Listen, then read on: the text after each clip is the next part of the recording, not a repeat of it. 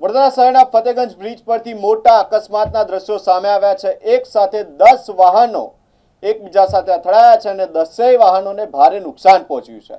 અકસ્માતને પગલે ટ્રાફિક જામના દ્રશ્યો સર્જાયા છે।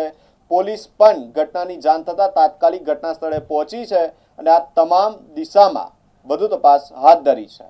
ફતેગંજ બ્રિજ પરથી મોટા અકસ્માતના દ્રશ્યો સામે આવ્યા છે અને અકસ્માત એવી રીતે થયો કે બધી ગાડીઓ પેલું શાંતિથી ટ્રાફિક જામ હશે એટલે ઊભા હતા અને સડનલી તમે પાછળ જે મહારાષ્ટ્ર પાસિંગ વાળી જે તમે ગાડી જોઈ શકો છો, જે બસ છે એ બસનું ઇમ્પેક્ટ એટલું જ ખરાબ હતો કે એની જે બલેનો પહેલાં કાર અથાડી, બલેનોથી ગ્રાન્ડ વિટારા આવી, ગ્રાન્ડ વિટારાથી આ ટેમ્પો આવ્યો, ટેમ્પોએ મારી ગાડીને સાઈડ પર હટાવીને વચ્ચે અંદર ઘૂસી ગયેલો છે।